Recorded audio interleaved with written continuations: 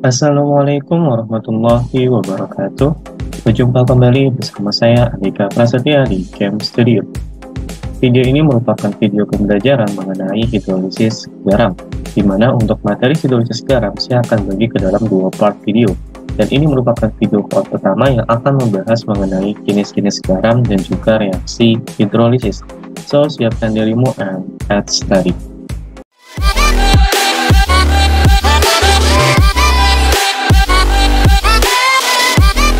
Oke, pada video kali ini kita akan belajar materi kedua atau bab kedua di kelas 11 semester kedua, yaitu mengenai hidrolisis garam.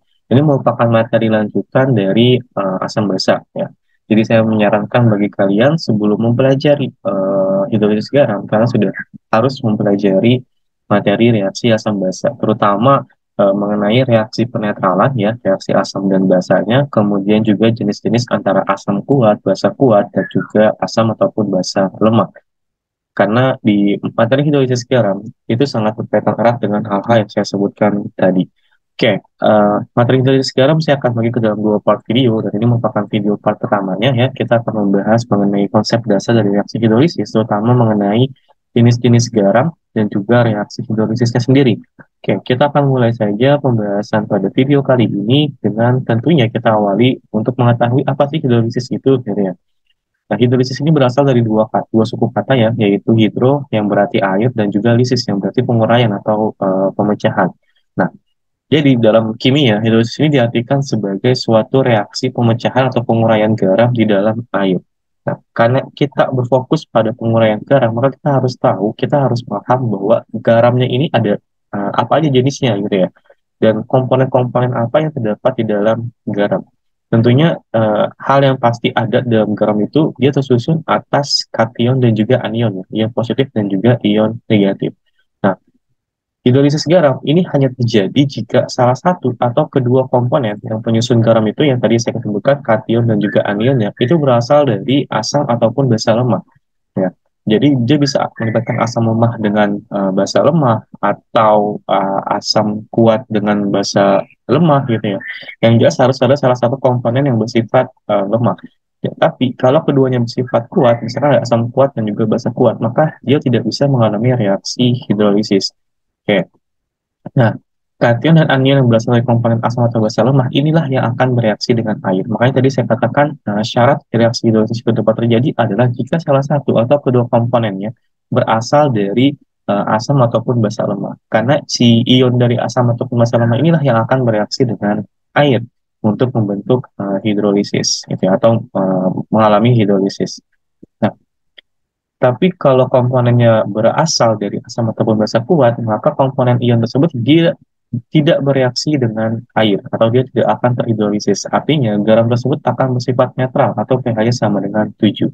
Ya, kalau kedua komponennya, artinya kationnya berasal dari basa kuat, kemudian anionnya berasal dari asam lemah, asam kuat, maka dia tidak akan mengalami hidrolisis atau tidak bereaksi dengan air. Nah, ada dua jenis reaksi hidrolisis. Yang pertama adalah hidrolisis parsial atau sebagian, artinya hanya sebagian atau setengah komponennya saja yang mengalami hidrolisis. Dan ada juga yang mengalami hidrolisis total, artinya seluruh komponennya, artinya kation dan juga anionnya, dia akan bereaksi dengan air dan mengalami hidrolisis. Oke, untuk reaksi hidrolisis parsial atau hidrolisis sebagian, dia terjadi pada garam yang berasal dari kation asam kuat dengan anion basa lemah, gitu ya. Jadi dari asam kuat dengan basa lemah, maka dia ada hidrolisis parsial. Atau kationnya berasal dari asam lemah dan anionnya berasal dari basa kuat, gitu. Jadi salah satunya bersifat lemah dan salah satunya lagi bersifat kuat. Entah siapa yang lemah dan siapa yang kuat, bisa asam ataupun basanya, gitu ya. Tapi kalau hidrolisis total, maka dia terjadi pada garam yang berasal dari kationnya dari asam lemah dan anionnya berasal dari basa lemah.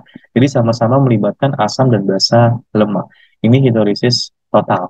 Oke, kita akan bahas lebih lanjut lagi, ya, mengenai hidrolisis parsial dan juga hidrolisis total pada reaksi hidrolisis nanti.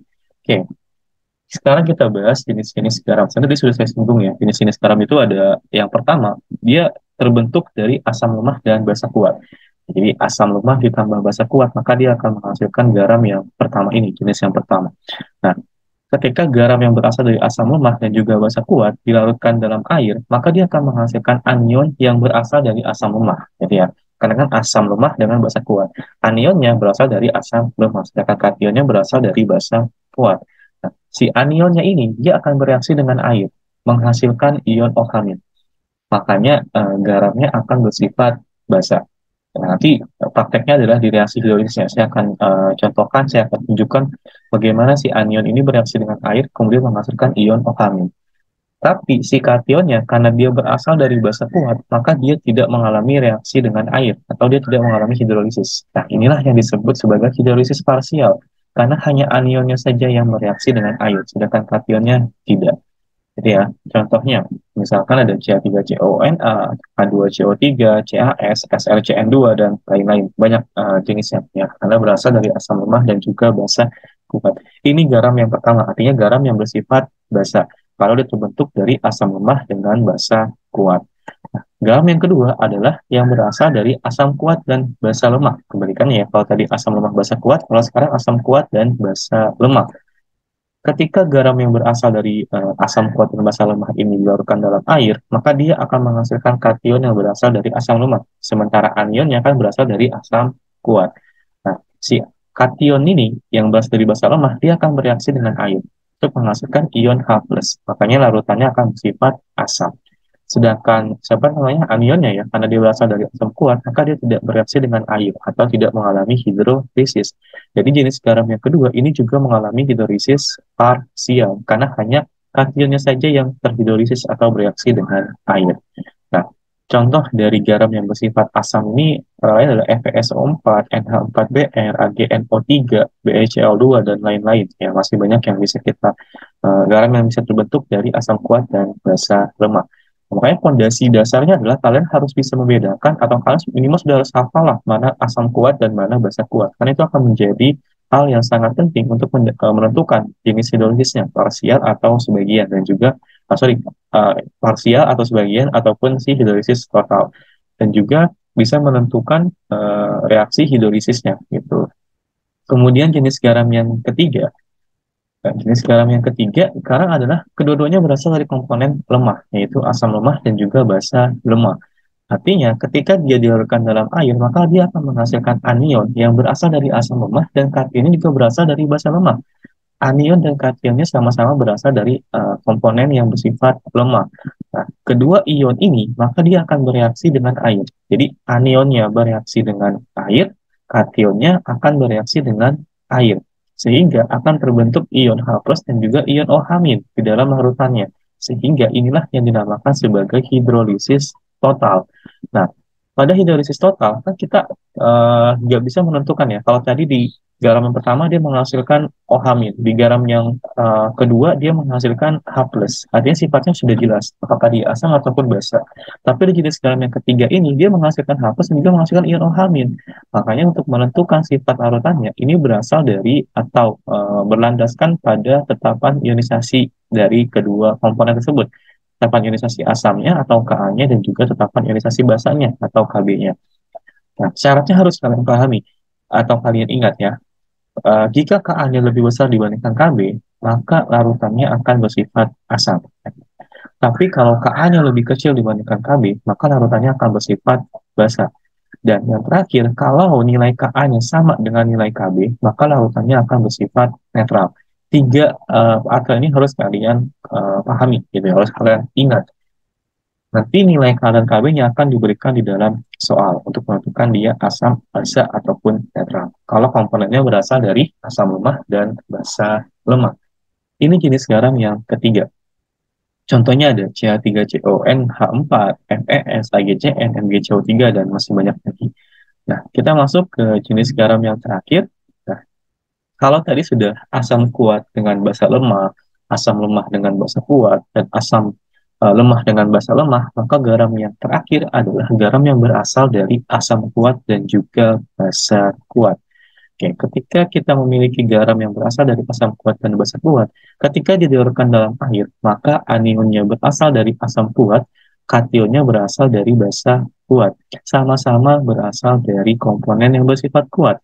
Nah, kedua ion tersebut maka tidak akan bereaksi dengan air atau tidak mengalami hidrolisis.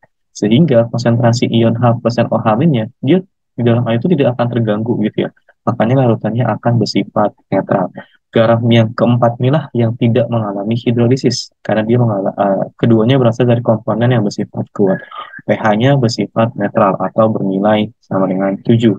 Ya, yang saya katakan dia tidak mengalami reaksi hidrolisis. Oke, itu tadi contoh-contoh atau jenis-jenis garam.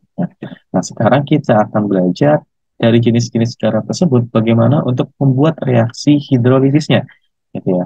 Satu hal yang harus kalian ingat tadi bahwa yang akan hidrolisis atau yang akan bereaksi dengan air adalah komponen ion yang berasal dari asam atau basa lemah. Itu dulu yang harus kalian ingat. Sedangkan komponen yang berasal dari anion ataupun kation dari asam dan basa kuat, maka dia tidak mengalami hidrolisis, tidak bereaksi dengan air. Oke, kita masuk yang pertama tadi ya, jenis garam yang pertama ya. Garam yang berasal dari asam lemah dan juga basa kuat. Garam tersebut ya tadi ya ketika dilarutkan dalam air akan menghasilkan anion yang berasal dari asam lemah ya karena komponennya asam lemah dan kationnya dari basa kuat. Kationnya basa kuat. Nah, sehingga yang akan terhidrolisis atau akan bereaksi dengan air hanyalah si asam lemahnya saja, anionnya saja. Dia akan menghasilkan ion ohamin, sedangkan kationnya tidak bereaksi dengan air. Oke, contohnya seperti apa? Oke, kita lihat di sini ya. Yang pertama, ada reaksi hidrolisis dari CH3COONA. Oke, kalau kita ionkan ya, ingat ada CH3COONA. Dia kalau kita ionkan si CH3COONA, maka dia akan menghasilkan CH3COO- dan juga Na+. Nah, ini adalah anionnya, ya, ion negatif, dan ini adalah kation. Nah, anion ini berasal dari si CH3COOH. Ya. Dia bersifat asam lemah. Sedangkan kationnya Na ya, Na ini kan berarti berasal dari NaOH. Makanya harus hafal jadi jenis asam ataupun basa gitu. NaOH ini berasal dari basa kuat. Nah, artinya anionnya dari asam lemah dan kationnya berasal dari basa kuat. Sehingga yang akan bereaksi dengan air adalah komponen yang berasal dari asam lemah, yaitu CH3COO-. Nah, anionnya di sini dia akan bereaksi dengan air. CH3COO- ditambah H2O. Apa hasilnya? Ingat ya, H2O ini dia akan mengalami ionisasi menjadi H+ dan juga OH-. Sedangkan di sini kita punya CH3COO-, anion. Anion itu tidak akan bereaksi dengan anion lainnya. Ya, negatif tidak akan bertemu dengan negatif, tapi dia akan berpasangan dengan positif. Jadi CH3COO-nya akan bereaksi dengan H+, sehingga menghasilkan CH3COOH gitu. Nah, inilah asam lemahnya gitu ya, atau asam asetatnya. Nah, alhaminnya karena tidak bereaksi dengan siapa-siapa, maka dia di sini sebagai produk gitu, alhamin. Nah, kita lihat dari reaksi ini, karena yang dihasilkan adalah ohamin, ingat teori Arrhenius, kalau suatu reaksi itu menghasilkan ion ohamin, maka dia adalah basa. Nah, ini makanya garamnya atau larutannya bersifat basa. Gitu. Ini reaksinya. Nah, jadi syarat yang pertama atau prasyarat pertama adalah kalian harus tahu dulu jenis-jenis ion. Ion poliatomik ataupun ion monoatomik yang sudah dipelajari di kelas 10. Ya, jenis-jenis ionnya, supaya kalian bisa dengan mudah untuk mengionisasikan dari si garamnya. Nah, setelah dari sini, maka kalian harus bisa mengetahui komponen ionnya ini berasal dari mana. Asam lemah ataupun asam kuat, atau basa lemah atau basa kuat. Kalian harus hafal gitu ya. Mana yang asam lemah, mana yang asam kuat, mana yang basa lemah, mana yang basa kuat.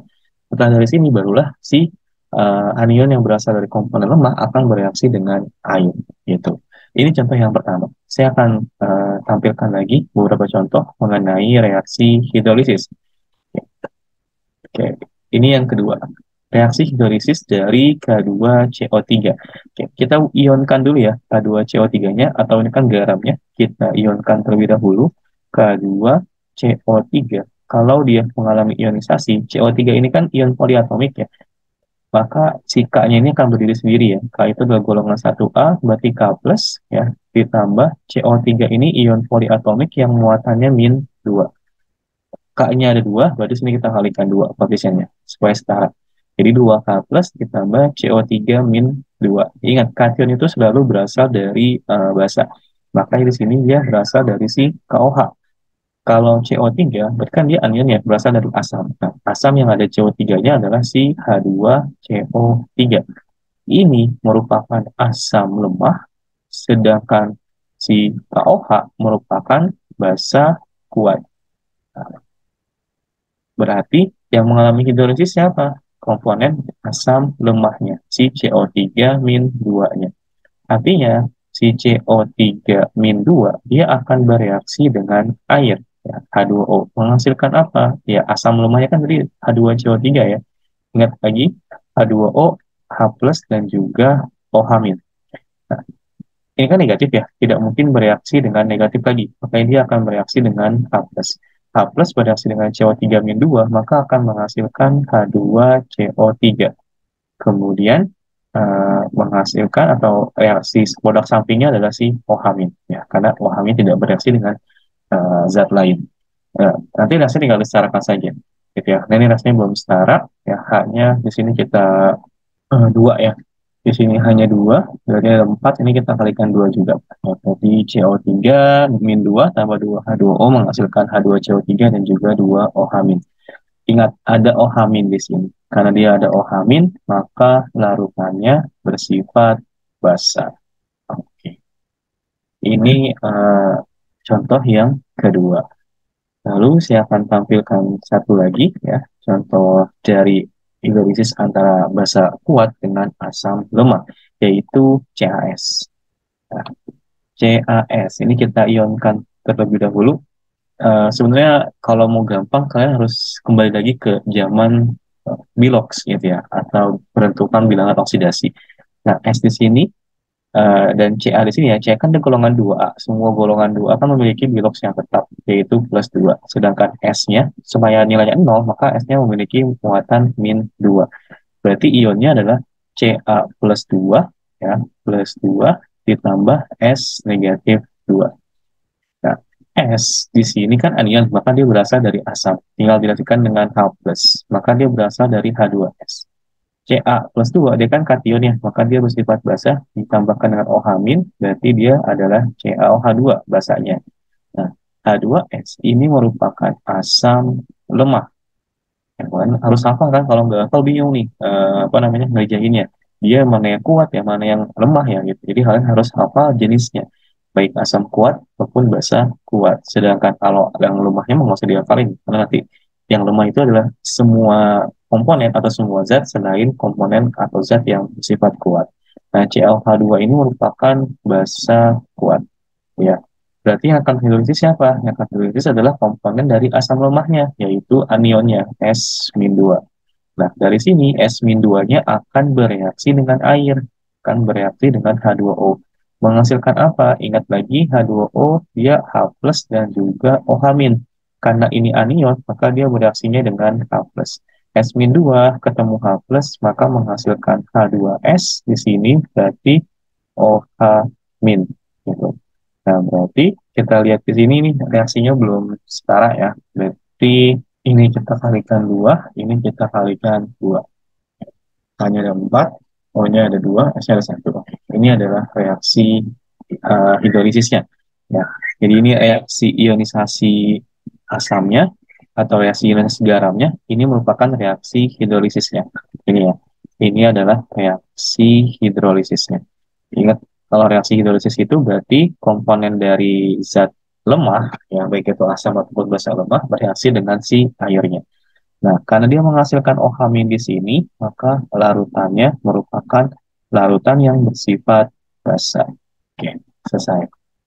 Ini reaksi hidrolisis dari yang pertama, yaitu asam lemah dengan basa kuat. Dan kita lihat ya, di sini kan ada dua komponen ya, kation dan juga anion. Tapi yang mengalami hidrolisis hanyalah si asam lemahnya saja atau anionnya saja. Sedangkan kationnya tidak bereaksi dengan air, tidak mengalami hidrolisis. Maka inilah yang dinamakan sebagai hidrolisis parsial atau hidrolisis sebagian. Karena hanya setengah atau sebagian komponennya saja yang mengalami hidrolisis. Oke, ini yang pertama.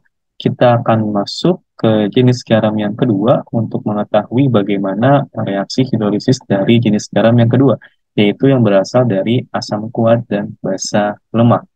Nah, karena dia berasal dari asam kuat, maka kan anionnya berarti dari asam kuat, basa lemak berarti kationnya berasal dari basa lemak. Nah, yang akan bereaksi dengan air itu adalah komponen yang berasal dari zat yang lemah, yaitu si basanya. Berarti anionnya tidak bereaksi dengan air, kationnya bereaksi dengan air, menghasilkan ion H+. Oke, contohnya kita lihat di sini hidrolisis dari FeSO4. Oke, kita ionkan dulu garamnya ya. Kita buat reaksi ionisasi garamnya. Berarti FeSO4 kita urainya menjadi apa nih? Ingat, SO4 ini merupakan poliatomik yang memiliki muatan negatif 2. Berarti kan supaya biloxnya 0, Fe-nya adalah plus 2.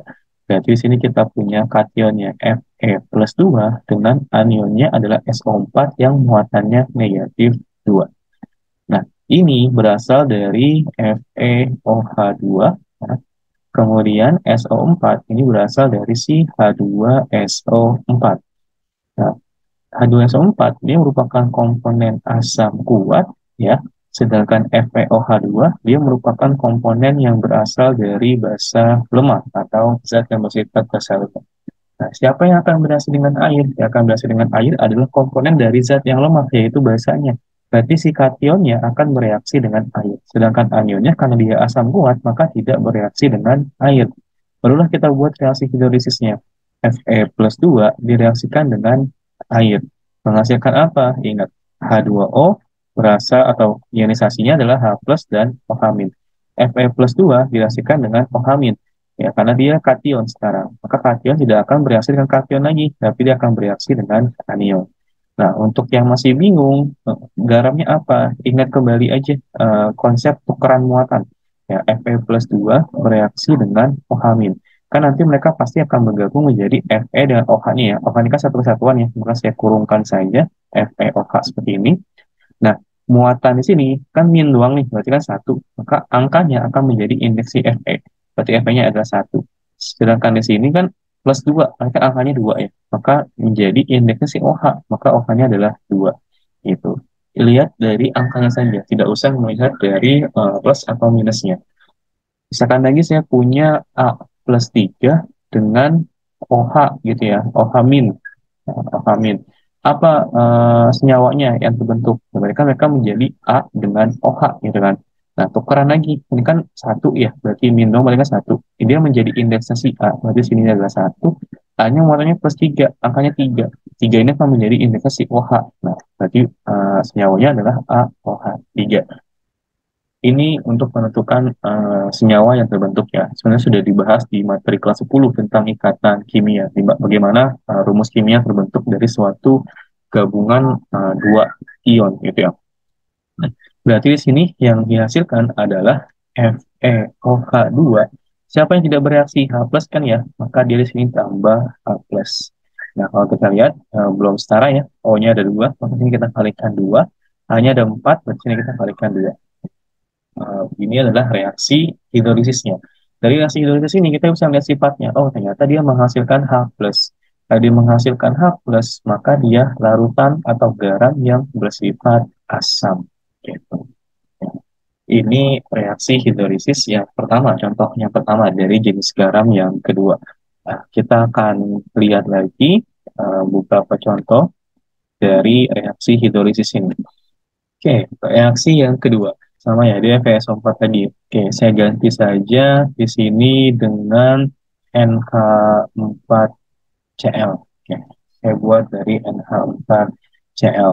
Nah, NH4Cl di sini kalau kita ionkan ya, NH4Cl. Berarti dia akan menghasilkan, ingat Cl golongan 7A, artinya dia akan memiliki bilox min 1, dan NH4 ini juga merupakan kation poliatomik yang memiliki muatan plus 1. Artinya ketika dia terion, maka di sini menghasilkan NH4 plus 1 dengan Cl-. Kita lihat, dia berasal dari mana? NH4 kation ya, berarti basa. Dia berarti tinggal tambahkan dengan OH-, NH4OH, Cl- berarti dia adalah HCl. HCl ini merupakan komponen yang asam kuat gitu ya. Sedangkan NH4OH dia adalah basa lemah. Nah, berarti siapa yang akan terhidrolisis? Yang akan terhidrolisis adalah komponen dari basa lemahnya, yaitu NH4+. Berarti NH4+ di sini dia akan bereaksi dengan air. Untuk menghasilkan apa? Kembali lagi kita pecah hanya H2O-nya H plus dan OH-. Positif akan ketemu dengan negatif. Berarti NH4 akan bereaksi dengan si OH-. Menghasilkan apa? Menghasilkan NH4OH dan juga H plus.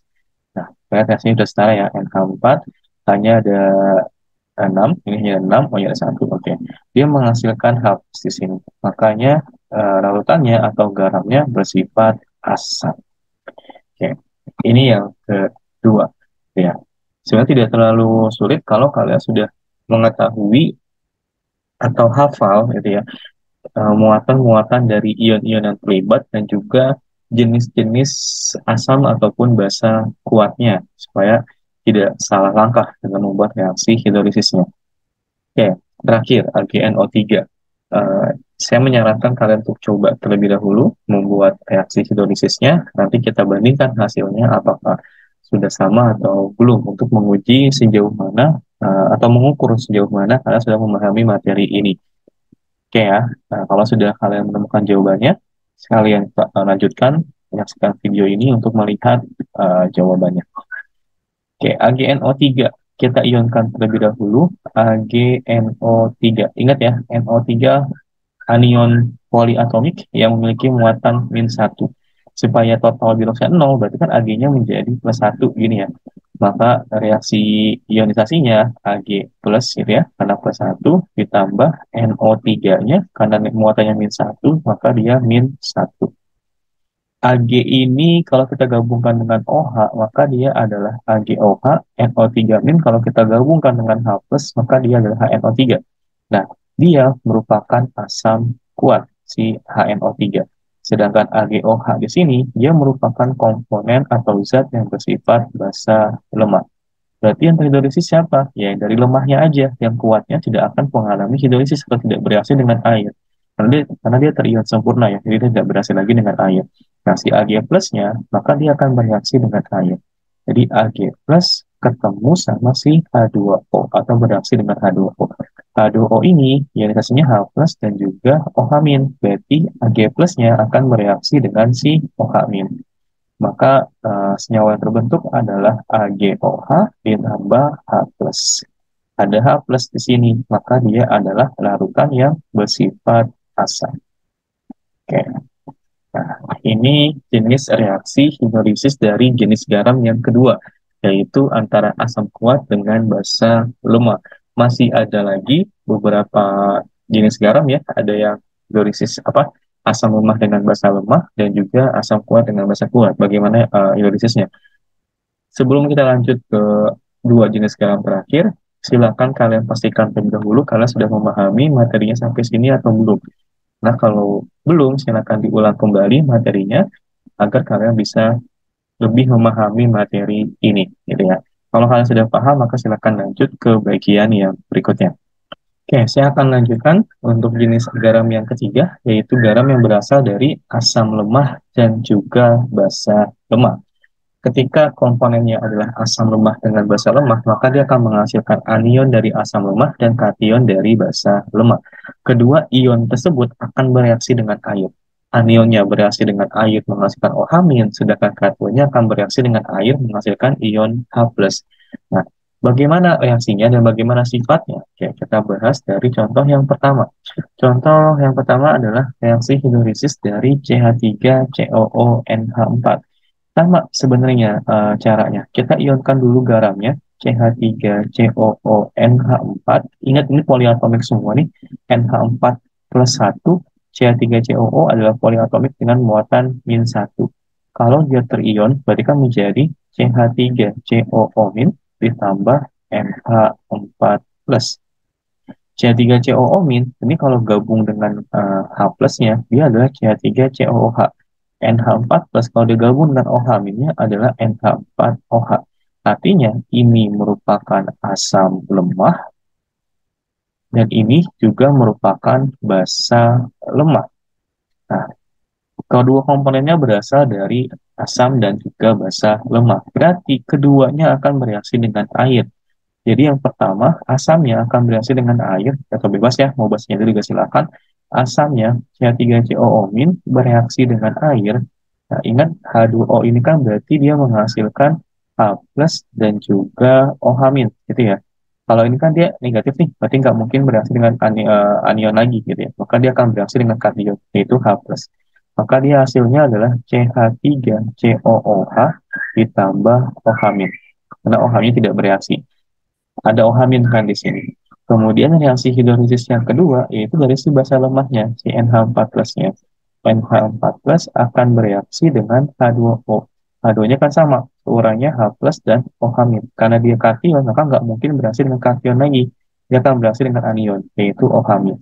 Maka dia akan menghasilkan NH4OH ditambah H plus. Karena H plusnya nggak bereaksi kan. Nah, ada H plus. Ketika ada OH- dan juga H+, maka sifat larutannya bergantung dari nilai Ka dan Kb-nya. Ingat, kalau Ka lebih besar dibandingkan Kb, maka dia bersifat asam. Kalau Ka-nya lebih kecil dibandingkan Kb, maka dia akan bersifat basa. Tapi kalau nilai Ka-nya sama dengan nilai Kb, maka sifat larutannya adalah netral. Gitu. Ini harus kalian ingat. Ya, tapi untuk contoh soal yang pertama, contoh soal yang ini ya, dia tidak memberikan nilai Ka dan Kb-nya. Artinya kita tidak bisa membandingkan nilai Ka dan Kb-nya. Kita hanya bisa untuk membuat reaksi hidrolisisnya saja. Belum sampai menentukan apakah dia asam, basa, atau netral. Tapi kalaupun nanti harus menentukan sifatnya asam, basa, atau netral, tinggal lihat dari data Ka dan Kb-nya saja. Ya. Ini yang pertama, ya. Contoh yang pertama dari hidrolisis garam yang berasal dari asam lemah dan juga basa lemak. Kita bahas lagi dua contoh soal berikutnya. Oke, di sini ada hidrolisis dari FeS. Kita ionkan lagi ya. FeS diionkan menjadi apa? Ingat, S kalau dia ada di belakang zat gitu ya. Ini aturan Bilox ya. Kalau kalian lupa dengan aturan Bilox, silakan dibuka kembali catatan tentang Biloxnya atau bisa dipelajari kembali materi tentang Bilox. Ada di materi video kelas 10 tentang Bilox. Nah, S di sini diletakkan di akhir, maka dia memiliki muatan min 2. Supaya biolog menjadi 0 totalnya ya, maka Fe-nya adalah plus 2. Artinya ionisasinya adalah Fe plus 2 ditambah dengan S min 2. Ini kalau kita gabungkan dengan OH-, maka akan menghasilkan FeOH2. Kalau ini kita gabungkan dengan H+, akan menghasilkan H2S. Artinya ini merupakan asam lemah dan yang ini merupakan basa lemak. Sama-sama berasal dari asam dan basa lemak. Artinya ada dua reaksi hidrolisis. Kedua-duanya mengalami hidrolisis. Yang pertama, misalkan basanya dulu ya, kalau nggak apa-apa, bebas mau yang mana dulu. Bahkan misalkan Fe plus 2 dulu nih, bereaksi dengan si H2O. Ingat, H2O dia adalah H plus dan OH- ionisasinya. Berarti Fe plus 2 nggak mungkin ketemu sama plus lagi kan, maka dia akan ketemunya sama si OH-. Fe plus 2 ditambah OH-. Tadi sudah saya bahas ya di sebelumnya bahwa bagaimana cara menentukan senyawa dari kedua ion ini ya. Jadi saya tidak akan jelaskan lagi di sini. Maka dia saya langsung saja FeOH2 ditambah H plus. Ini ya. Ini reaksinya belum setara. Ini kita kalikan 2. Ini kita kalikan 2. Ada ion H plus. Kemudian reaksi yang keduanya berarti dari si asam lemahnya atau dari anion S-2 bereaksi dengan H2O. Lagi-lagi ini adalah H plus dan ini adalah OH-. Kalau S-nya min 2, maka dia bereaksinya dengan si H plus. Maka senyawanya adalah H2S ditambah OH-. Ini belum setara, kita kalikan 2 di sini, ini kita kalikan 2 di sini. Sorry, ini tambah ya, tambah 2 OH-. Oke. Dia ada H plus dan ada OH-nya.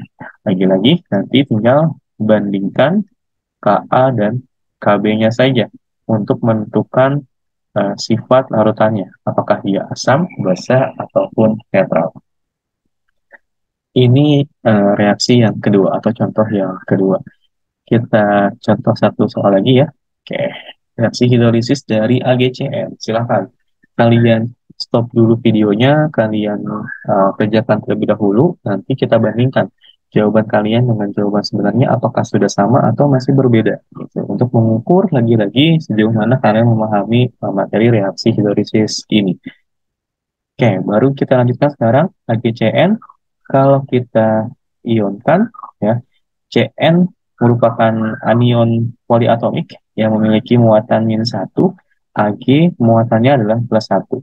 Artinya kalau mereka terion, maka menjadi Ag plus dan Cn min. Ag plus kalau bergabung dengan OH-nya, maka menjadi AgOH, dia merupakan basa lemah.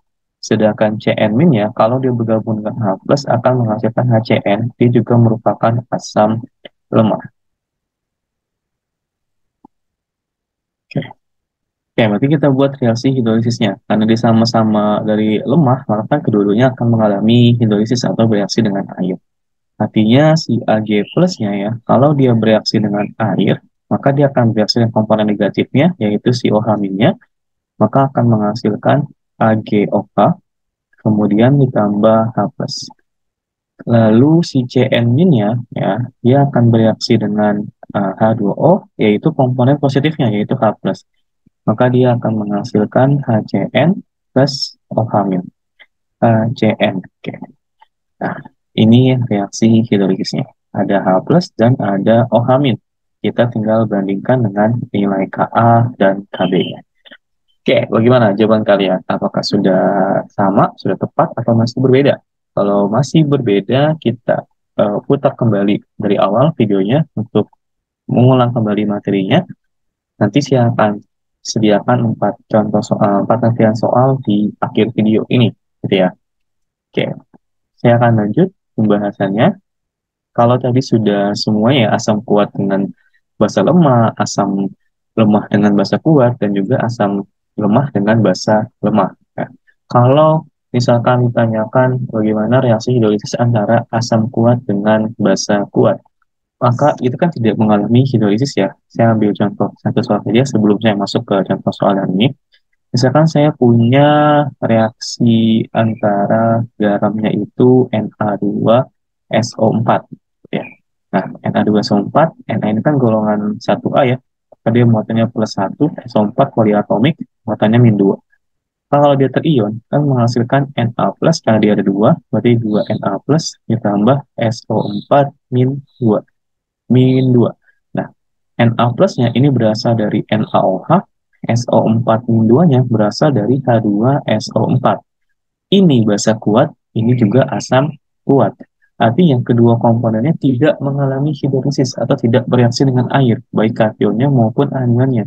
Jadi si Na plus ditambah sama H2O ini tidak bereaksi, gitu, tidak mengalami hidrolisis. Pun sama ketika SO4-2 ditambah H2O, dia tidak mengalami hidrolisis. Nah, ini untuk asam kuat dengan basa kuat. Komponennya sama-sama berasal dari zat yang bersifat kuat. Dia tidak mengalami hidrolisis atau tidak bereaksi dengan air. Jadi cukup buat seperti ini saja. Oke, kita coba ya lanjutkan. Di sini ada beberapa contoh soal. Bagaimana caranya menentukan jenis hidrolisis garam yang terjadi dan juga membuat hasil hidrolisis dari garam yang dihasilkan pada reaksi berikut. Nah, kalau tadi kita sudah bahas ada garamnya ya. Nah ya tadi AgCN, terus FeSO4, FeS dan lain-lain itu merupakan garamnya.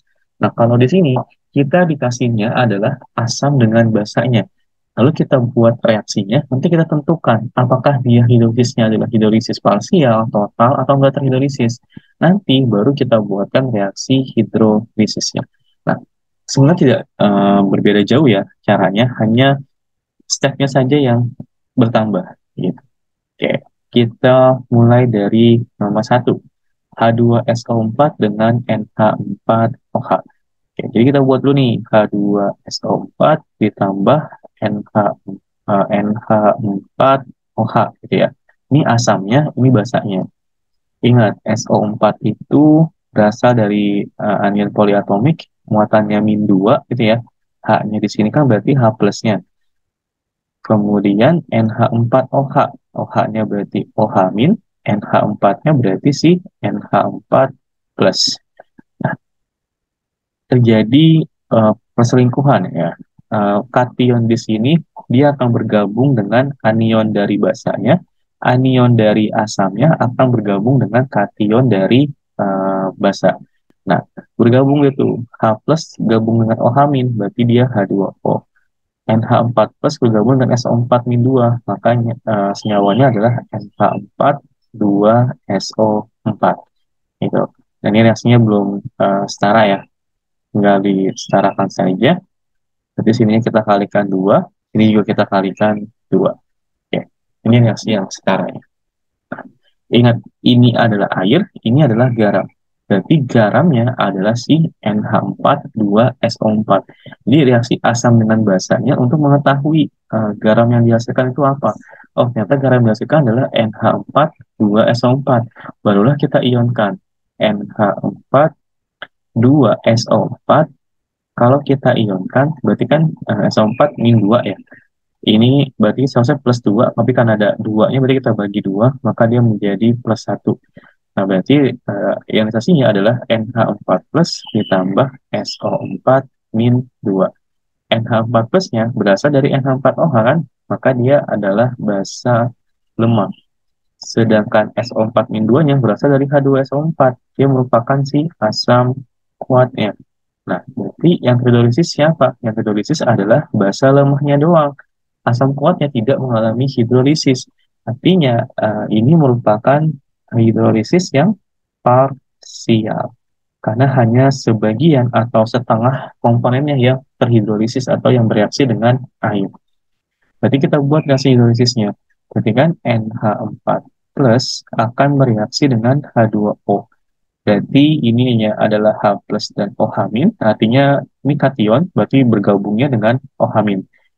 Sehingga dihasilkan senyawa NH4OH dengan H plus. Berarti ada H plus, maka dia bersifat asam. Artinya untuk yang A ini ya, H2SO4 dengan NH4OH, dia akan mengalami hidrolisis parsial dan larutannya akan bersifat asam. Gitu ya. Ini yang pertama. Oke. Kedua, HKOH dengan H3PO4. Sama langkahnya. Kita buat seperti ini dulu. Oke, saya buat H. Berarti yang B, KOH dengan H3PO4. Ingat, K itu berarti plus 1 ya, K plus OH-nya di sini berarti OH min, PO4 dia poliatomik muatannya min 3, berarti PO4 min 3, kalau H ini berarti adalah H plus. Jadi ini dengan ini, K plusnya dengan PO4 min 3. Berarti senyawanya adalah H2O ditambah K3PO4. Berarti ini kita kalikan 3 ya. Berarti ini kita kalikan 3. Oke. Garamnya yang mana? Garamnya berarti si K3PO4. Nah, K3PO4 ini kita ionkan. Berarti kan K3PO4 itu terion. PO4 tadi poliatomik ya, min 3. Berarti ini kan seharusnya plus 3 ya. Tapi kan ada 3K, maka kita bagi 3, maka dia adalah plus 1. Jadi K plus 1, karena ada 3K, kita kalikan koefisiennya, ditambah PO4 min 3. K plus berasal dari KOH. Dia adalah basa kuat. PO4 min 3 berasal dari H3PO4. Dia adalah asam lemah. Nah, yang akan terhidrolisis adalah komponen dari lemahnya, yaitu si asamnya. Berarti dia doang nih yang terhidrolisis. Karena satu doang yang terhidrolisis, maka sifatnya atau jenisnya dia merupakan hidrolisis parsial, ya, atau hidrolisis sebagian. Karena hanya setengah komponennya saja. Nah, di sini kita hidrolisiskan, berarti reaksikan dengan air. Berarti si PO4-3-nya akan bereaksi dengan H2O gitu ya. Menjadi apa? Ingat, H2O berarti ada H plus dan ada OH-. Karena dia anion, maka dia bereaksinya dengan si H plus.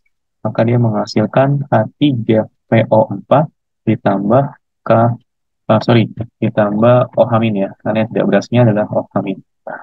Kita tinggal setarakan reaksinya. Di sini kita kalikan 3, ini juga kita kalikan 3. Ini reaksi hidrolisisnya. Ada OH-. Ya, jadi dia bersifat basa. Oke, selesai. Ya. 3. jauh berbeda, hanya bertambah sedikit saja stepnya, yaitu mereaksikan asam dengan basanya untuk menentukan garam apa yang terbentuk. Nanti kalau garam yang sudah ada, ya kita kembali lagi seperti contoh soal yang sebelumnya, gitu. Ya, sisa dua soal lagi. Saya akan bahas satu soal saja, yaitu HNO3 dan NaOH. Kemudian untuk yang D, HCN dengan BeOH2, silakan kalian kerjakan sendiri ya untuk latihan soal. Dan nanti kalian juga bisa tuliskan jawaban kalian di kolom komentar. Nanti akan saya cek benar atau salahnya. Oke. Yang terakhir yang masih tentukan di sini adalah HNO3 dengan NaOH. Oke ya. HNO3 ditambah NaOH. Hasilnya apa? Dia akan menghasilkan H2O dan NaNO3. Nah, tiga garamnya adalah NaNO3 gitu ya. Ini kita ionkan NaNO3, dia berasal dari Na plus dan juga NO3 min. Na plusnya dari NaOH, dia basa kuat. Si NO3 minnya, dia berasal dari HNO3, yaitu asam kuat. Sama-sama berasal dari komponen kuat, maka dia tidak mengalami reaksi hidrolisis. Gitu ya, tidak hidrolisis atau tidak terhidrolisis gitu. Nah, reaksi hidrolisis berarti kan nggak ada dong, karena kan dia tidak bereaksi dengan air. Artinya kalau kalian mau start tuliskan, nanti Na plus ditambah H2O, maka dia tidak bereaksi. Si NO3-nya bereaksi dengan ditambahkan H2O, dia tidak bereaksi. Karena sama-sama berasal dari asam dan basa kuat. Jadi tidak mengalami atau tidak bereaksi dengan air. Oke, untuk yang B, silahkan kalian kerjakan sendiri, ya, secara latihan mandiri. Kalau masih ada yang ingin tanyakan, silahkan dituliskan di kolom komentar. Saya akhiri video part pertama dari hidrolisis, ya. Silahkan diulang kembali, karena ini akan menjadi fondasi dasar sebelum kalian masuk ke dalam perhitungan pH dari larutan hidrolisis. Oke, saya tutup video part pertama kali ini. Wabillahi taufiq wal hidayah. Wassalamualaikum warahmatullahi wabarakatuh.